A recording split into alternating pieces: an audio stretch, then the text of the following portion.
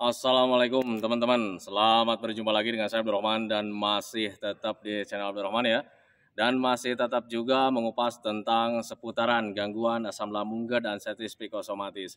Nah, di session kali ini saya akan share beberapa pertanyaan yang tidak bisa jawab gitu teman-teman ya. Tetapi bisa saya bantah sesuai dengan pengalaman saya.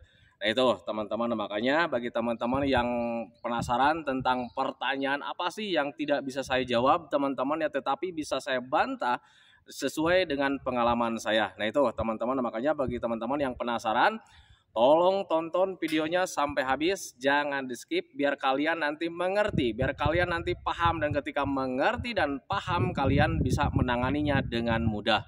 Nah itu teman-teman, makanya tolong tonton videonya sampai habis, jangan di skip.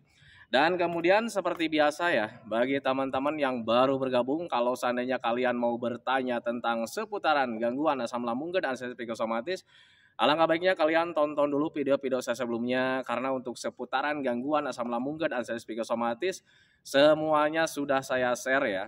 Dari mulai cerita saya yang terkena gangguan asam lambung dan anestesi psikosomatis, kemudian merasakan 1001 macam sensasi yang sangat tidak nyaman, itu sudah di-share teman-teman ya. Dan kemudian bagaimana cara menangani setiap sensasi yang hadir, itu juga sudah di-share. Nah makanya biar lebih jelas, biar lebih detail, alangkah baiknya kalian tonton dulu video-video saya sebelumnya.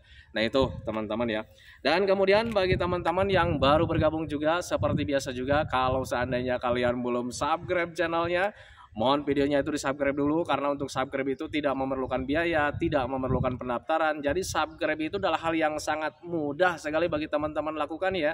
Jadi teman-teman itu cukup memijit saja tulisan subscribe, biar kenapa? Jujur ya, biar videonya itu cepat berkembang dengan baik. Dan kalau seandainya videonya itu berkembang dengan baik, sudah barang tentu itu akan menambah semangat tersendiri buat saya untuk terus nge-share tentang seputaran gangguan asam lambung dan anestesi psikosomatis ini terhadap kalian. Kemudian yang lebih penting dan yang lebih utamanya, tekan juga tombol lonceng sama tombol like-nya ya, biar kalian itu dapat notifikasi atau pemberitahuan video saya yang terbaru. Karena saya itu akan terus nge-share tentang seputaran gangguan asam lambung dan anestesi psikosomatis ini terhadap kalian, dengan tujuan semoga saja videonya itu menjadi wasilah atau jalan keluar bagi kalian yang sedang mengalami gangguan asam lambung dan anestesi psikosomatis hingga membaik ya, apalagi sampai sembuh total. Amin ya robbal alamin. Ya minimal hanya memberikan motivasi saja, atau lebih minimalnya lagi hanya sekedar menemani kalian yang sekarang sedang merasakan tidak nyamannya dari gangguan asam lambung dan anestesi psikosomatis. Nah itu teman-teman ya. Nah kembali lagi ke pokok pembahasan teman-teman ya. Itu setelah saya cross check pertanyaan teman-teman yang ada di kolom komentar teman-teman ya. Tetapi ketika saya pilah-pilah, itu ada beberapa pertanyaan yang tidak bisa saya jawab teman-teman ya, tetapi bisa saya bantah sesuai dengan pengalaman saya. Nah itu teman-teman ya. Nah pertanyaan yang pertama itu adalah, apakah herbal kampung bisa menyembuhkan MAH? Saya disuruh konsumsi, tidak akan saya sebutkan teman-teman ya. Saya disuruh konsumsi titik-titik oleh motivator lain. Nah itu teman-teman ya, kenapa saya tidak sebutkan? Karena ini menyangkut hubungannya dengan motivator lain. Nah itu teman-teman ya. Untuk herbal kampung teman-teman ya, saya tidak bisa menjelaskan bahwa herbal kampung itu bisa menyembuhkan teman-teman ya, atau bisa memperburuk juga, tidak bisa saya sebutkan teman-teman ya, karena saya tidak ada pengalaman di situ teman-teman ya, tetapi saya dulu pernah mencoba teman-teman ya, jadi perbaikannya nggak ada gitu teman-teman ya, kemudian lebih buruknya juga tidak ada. Nah itu teman-teman ya, jadi dulu itu saya sering konsumsi herbal kampung lah seperti itu. Dan dulu juga ketika tidak ada perbaikan teman-teman ya, saya tanya juga ke dokter teman-teman ya, karena tentang seputaran gangguan asam lambung dan anestesi psikosomatis itu tidak bisa apa ya, hal yang paling ditakutkan lah dulu untuk saya pribadi teman-teman. Jadi saya itu mau berbuat apapun selalu ditanyakan ke dokter, dok kalau seandainya saya konsumsi ini nih, bisa nggak, bisa sembuh nggak?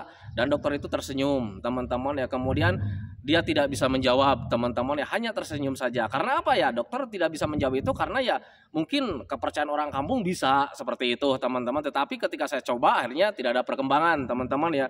Dan akhirnya saya coba lagi herbal kampung yang lain lagi gitu teman-teman ya, karena jujur saat terkena gangguan asam lambung dan asam psikosomatis kita itu kalau seandainya ada informasi begini kita lakukan, ada informasi begini kita lakukan teman-teman ya. Kenapa sering dilakukan teman-teman ya?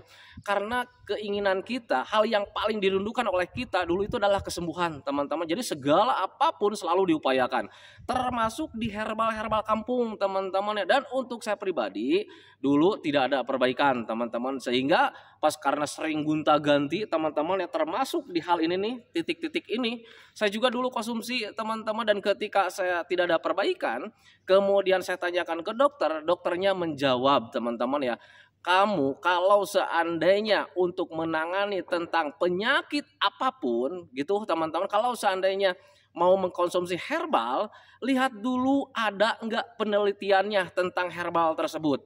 Nah itu teman-teman, kalau seandainya sudah diteliti kemudian bisa memperbaiki, ya sah-sah saja teman-teman ya. Tetapi kalau seandainya tidak ada penelitian, kita bingung, kita riskan. Di situ ada kandungan yang bisa memperbaiki asam lambung tidak? Atau kita itu malah justru itu akan memperburuk. Nah itu teman-teman, sementara orang yang yang memberikan informasinya itu dia bukan dokter teman-teman ya, bukan ahli obat-obatan, dia bukan profesor juga. Nah itu teman-teman, nah, makanya pahami saja ke sana. Dulu untuk saya pribadi ketika mau melakukan hal apapun saya selalu bertanya ke dokter teman-teman ya. Dan ketika saya bertanya ke dokter tentang herbal-herbal kampung seperti itu, ya saya juga ditanyanya seperti itu teman-teman ya. Apakah sudah ada penelitiannya? Yang namanya itu tentang kesehatan, dinas kesehatan tentang obat tersebut. Nah itu teman-teman, kalau seandainya tidak ada, kita jangan gambling katanya gitu. Kita itu pencernaan nih, jangan pernah memakai uji coba herbal-herbal seperti itu, herbal-herbal kampung yang belum tentu ada penelitiannya teman-teman ya. Nanti kalau seandainya kita gambling nih, kita gambling konsumsi herbal seperti itu teman-teman ya, karena kita selalu berdasarkan tentang informasi saja teman-teman ya. Kata orang tua dulu nih misalkan ini bisa menyembuhkan, dan orang tua dulu itu kan tidak ada penelitian teman-teman ya, hanya sebataskan sepengalaman saja. Dan pencernaan orang kita nih saat ini dengan orang yang dulu itu berbeda teman-teman ya, jujur berbeda. Pengen lihatnya contohnya, dalam satu makanan kita mungkin cocok, buat orang lain itu tidak cocok. Nah itu teman-teman, makanya jangan sampai menyamakan dengan keadaan orang-orang yang dahulu teman-teman ya, karena pencernaan kita itu sifatnya sensitifnya itu berbeda-beda. Nah itu teman-teman, jadi jangan mengandalkan informasi saja. Lihat dulu, tanyakan dulu ke dokter, ini sudah ada penelitiannya belum? Apakah betul ini bisa menangani asam lambung? Kalau seandainya kata dokter tidak, ya sudah, jangan teman-teman ya. Jujur, jangan dibuat main-main tentang pencernaan.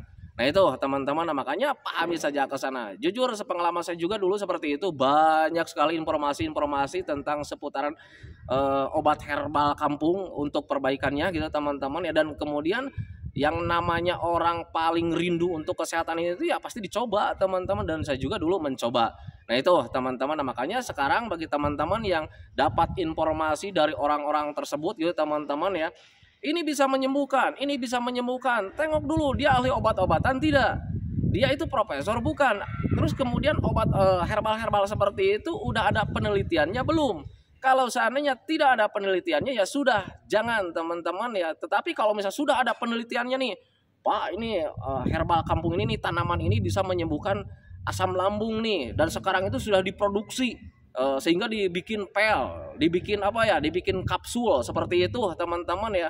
Nah ketimbang saya nanti beli kapsulnya kurang kurang maksimal gitu, saya mau konsumsi tanamannya aja, ini boleh boleh-saja teman-teman ya. Yang tidak boleh itu kalau seandainya ini tidak ada penelitian, hanya berdasarkan informasi saja, sebaiknya kalian hentikan saja teman-teman ya. Jangan pernah gambling tentang pencernaan kita teman-teman ya. Nah itu pertanyaan yang yang tidak bisa saya jawab teman-teman ya, karena pertanyaannya itu adalah apakah herbal kampung itu bisa menyembuhkan mah? Saya disuruh konsumsi titik-titik oleh motivator lain, saya tidak tahu teman-teman ya, karena sepengalaman saya dulu tidak ada perbaikan sama sekali teman-teman ya, malah memperburuk juga tidak ada. Nah itu teman-teman ya, tetapi perlu kalian ketahui setiap orang itu pencernaannya itu beda-beda, sensitifnya itu berbeda-beda. Mungkin buat saya itu tidak ada faedahnya teman-teman ya, tetapi buat kalian tetapi kalau misalnya buat kalian ada faedahnya, lanjut saja teman-teman ya, karena pada prinsipnya apapun yang membuat kita sehat, apapun yang membuat kita sembuh teman-teman ya, lakukan saja teman-teman ya. Tetapi kalau misalkan Pak saya itu jadi takut nih karena ada informasi seperti ini dari Bapak, saya takut nih. Lantas obat yang paling ampuh untuk asam lambung itu apa? Obat dari dokter teman-teman ya. Lakukan obatnya itu dari dokter, konsumsi saja kalau seandainya kalian masih di awal-awal teman-teman ya. Tetapi kalau misalnya kalian Pak ini sudah terlalu lama nih, sudah terlalu lama konsumsi obat dari dokter tidak ada perbaikan, kalian konsultasikan lagi ke dokter teman-teman. Dan biasanya ketika kalian konsultasikan ke dokter, kemudian dokternya itu mendapatkan informasi bahwa kalian itu sudah mengkonsumsi obat tersebut itu dengan jangka waktu lama, teman-teman ya, biasanya suka disuruh berhenti teman-teman ya. Termasuk saya juga dulu seperti itu. Saya dulu sering konsumsi obat dari dokter kemudian tidak ada perbaikan. Nah kemudian ketika dikonsultasikan ke dokter disuruh berhenti. Nah itu teman-teman, kemudian selebihnya saya menjaga pola makan, pola hidup, pola pikir. Nah itu teman-teman, nah, makanya pahami saja ke sana. Nah kemudian pertanyaan yang kedua nih, yang belum bisa saya jawab sampai detik ini teman-teman ya, karena jujur kenapa saya tidak bisa jawab, karena saya itu bukan dokter, saya bukan ahli hipnoterapi, saya bukan ahli medis teman-teman. Saya itu hanya orang biasa yang punya pengalaman gangguan asam lambung dan asam psikosomatis selang beberapa tahun gitu teman-teman. Nah, makanya saya bercerita di sini itu sesuai pengalaman saja gitu teman-teman ya. Termasuk di pertanyaan yang kedua teman-teman ya, kenapa saya tidak bisa jawab, karena yang pertama tadi ya saya itu bukan dokter, yang keduanya saya belum pernah mencobanya gitu teman-teman ya. Tetapi dulu juga sempat saya mau mencobanya teman-teman ya. Pertanyaannya adalah, asam lambung apakah bisa dibekam dan apakah bisa membaik dengan cara dibekam? Nah itu teman-teman ya, jujur saya tidak bisa jawab teman-teman ya, karena saya tidak mengalaminya. Tetapi lagi-lagi saya bisa saya bisa bantah sesuai pengalaman saya teman-teman ya. Dulu juga saya sempat mau melakukan bekam teman-teman ya, karena banyak informasi dari orang-orang kalau seandainya dibekam itu bisa bisa memperbaiki asam lambung kita teman-teman ya. Nah itu sehingga dulu itu saya hendak dibekam juga teman-teman ya.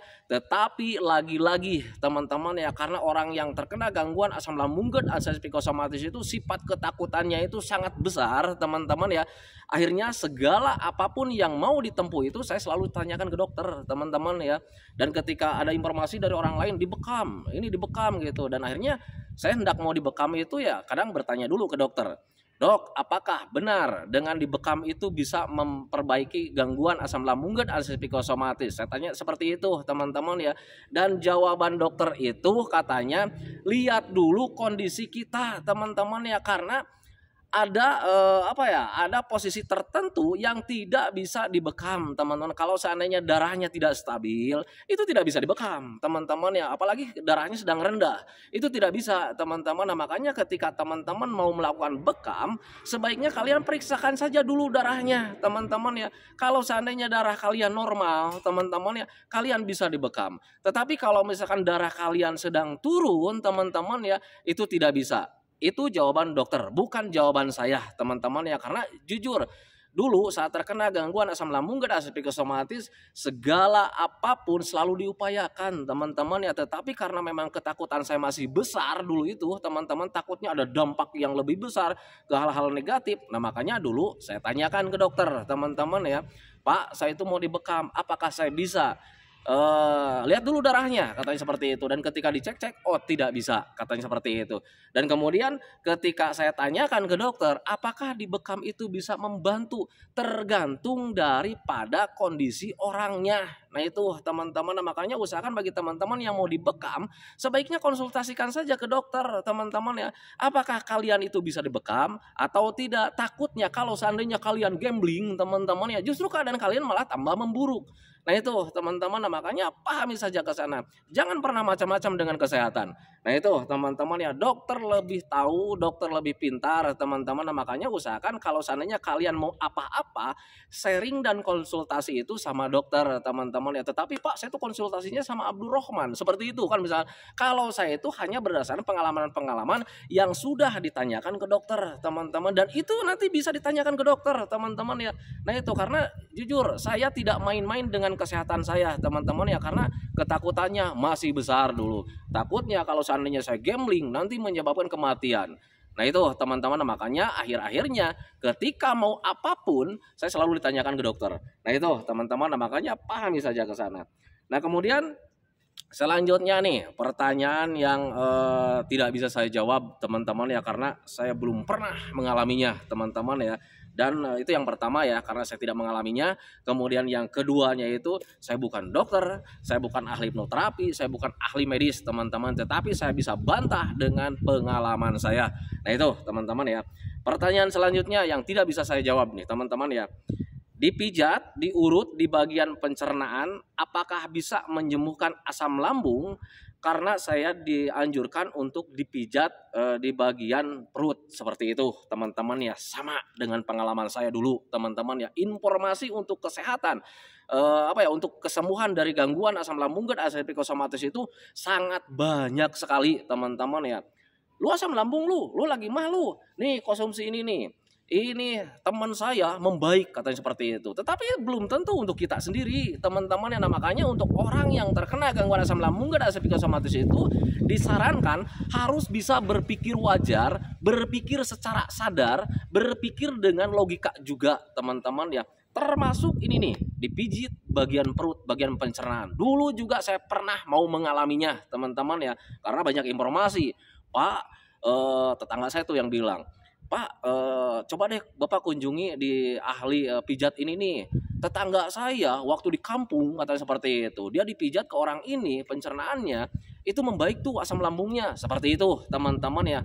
Lagi-lagi dulu juga saya mau melakukannya teman-teman. Dan lagi-lagi juga saya itu masih banyak ketakutan teman-teman. Jadi hal apapun selalu ditanyakan ke dokter teman-teman ya. Dan dulu ketika saya mau dipijit saya juga tanyakan ke dokter. Dok, apakah bisa pencernaan ini dipijit untuk untuk memperbaiki pencernaan kita? Dokter itu tersenyum. Lu jangan gambling dulu, jangan sama pencernaan kalian, sama pencernaan Anda kan seperti itu ya. Saya ngomong seperti itu karena saking sudah lama teman-teman ya, karena sudah saking akrab, karena memang sudah sering konsultasi teman-teman ya. Jadi bahasa kasarnya, lu jangan gambling dengan kesehatan lu katanya seperti itu. Kan kita nggak tahu, saya nggak tahu pencernaan kamu itu seperti apa. Lu di endoskopi saja nggak mau katanya seperti itu. Karena jujur dulu saya tuh di endoskopi itu tidak mau teman-teman ya. Jadi saya tidak tahu pencernaan kalian itu kondisinya seperti apa. Kemudian ketika saya tanya mana hasil rongsen lu nggak pernah bawa katanya seperti itu. Jadi saya nggak tahu pencernaan kalian itu sekarang kondisinya seperti apa. Dan tiba-tiba lu minta dipijit, bertanya dipijit apakah bisa membaik. Nah, seperti itu. Saya tidak bisa jawab kata dokter itu seperti itu karena saya tidak tahu pencernaan kamu itu seperti apa dalam-dalamnya. Nah, itu teman-teman. Tetapi kalau seandainya kamu harus bisa berpikir logika, nih seperti ini teman-teman ya. Ini saya jelaskan apa yang dokter sampaikan teman-teman ya. Kalau seandainya pencernaan kalian ada luka. Nah, itu teman-teman ya, ada luka, ada ruam, ada iritasi di bagian pencernaan kalian. Kemudian kalian dipijit pencernaannya. Kita berpikir logika saja. Dan saya juga dulu disuruh berpikir logika teman-teman ya. Kalau seandainya ada luka nih di luar, kita pijit-pijit, tambah renyah lukanya teman-teman ya. Begitu juga dengan pencernaan teman-teman ya. Nah makanya usahakan bagian pencernaan itu jangan dipijit teman-teman ya. Dan itu bukan dokter teman-teman yang bicara. Dokter itu hanya menjelaskan saja. Jadi dokter itu suruh menilai diri sendiri teman-teman. Kalau seandainya saya sudah jelaskan seperti itu, nah sekarang kamu berpikir apakah bisa dipijit?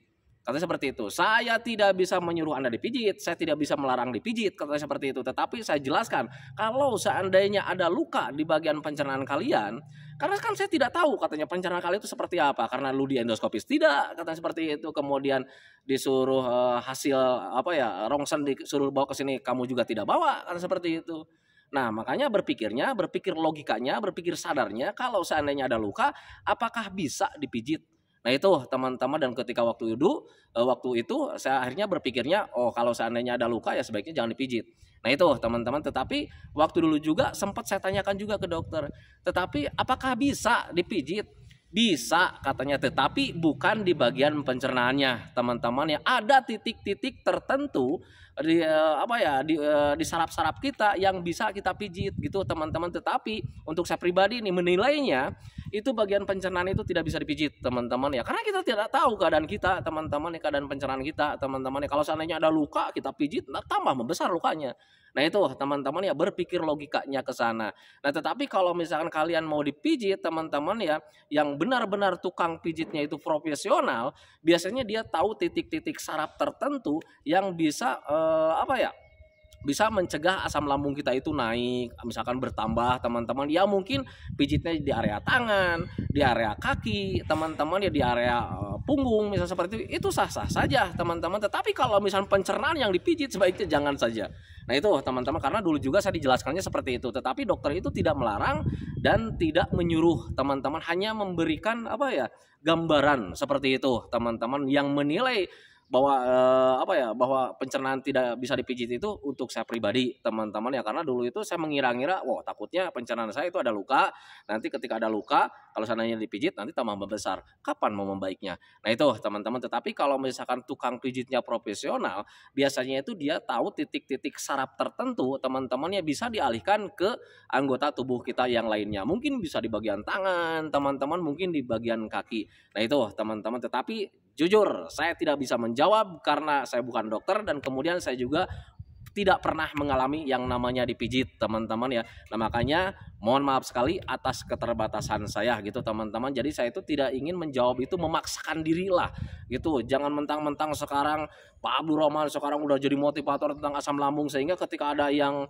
bertanya kemudian saya tidak mengalaminya, saya dibuat-buat. Saya tidak mau seperti itu teman-teman, karena jujur tentang pencernaan jangan pernah main-main. Nah itu teman-teman. Kemudian kalau seandainya kalian bertanya lagi nih, lantas apa yang Bapak lakukan ketika memperbaiki asam lambung yang dulu Bapak alami?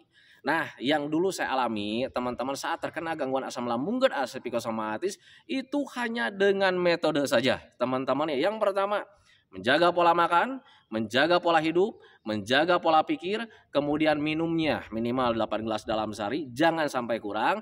Kemudian selalu mengupayakan gimana caranya supaya hati dan pikiran kita tetap senang. Nah itu teman-teman ya, kenapa saya katakan harus tetap senang?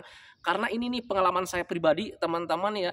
Kita sensasi hadir itu, untuk saya pribadi nih teman-teman ya, sensasi hadir itu lebih cenderung karena kitanya teringat dengan yang namanya sensasi, dengan yang namanya penderitaan teman-teman ya. Nah makanya di awal-awal video sampai sekarang juga saya selalu menganjurkan, ayo lakukan aktivitas yang menyenangkan, lakukan hobi-hobi yang menyenangkan, biar hati dan pikiran kita itu tetap senang. Nah itu teman-teman ya, karena jujur setiap harinya orang yang terkena asam itu nggak ada rasa senang-senangnya teman-teman ya. Kita selalu teringat dengan yang namanya penyakit, dengan yang namanya kematian teman-teman ya. Tetapi berbeda ketika kita senang gitu teman-teman, pikiran kita itu tidak ke arah-arah penyakit gitu, ke arah-arah sensasi, tidak ke arah sana.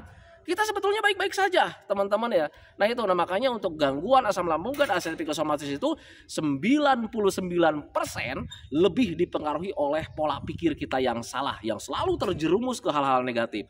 Nah itu teman-teman, nah makanya pahami saja ke sana. Jadi fix untuk orang-orang yang terkena gangguan asam lambung dan asam psikosomatis, ketika kalian ingin tahu bagaimana perbaikan gangguan asam lambung dan asam psikosomatis itu, untuk saya pribadi teman-teman ya, hanya dengan menjaga pola makan, menjaga pola hidup, menjaga pola pikir, kemudian minumnya minimal 8 gelas dalam sehari, kemudian selebihnya selalu mengupayakan gimana caranya supaya hati dan pikiran kita itu tetap senang.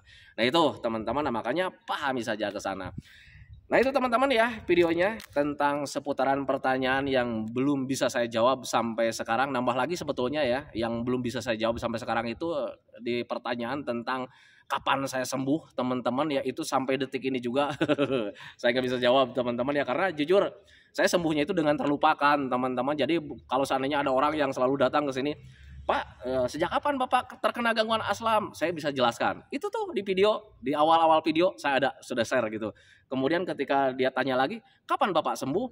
Saya sampai detik ini juga nggak bisa jawab teman-teman. Jadi karena memang selalu melatih ya, karena sudah menjaga 3P-nya teman-teman, pola makan dijaga, pola hidup dijaga, pola pikir dijaga gitu teman-teman ya. Selebihnya selalu mengupayakan gimana caranya supaya hati dan pikiran kita itu tetap senang teman-teman ya.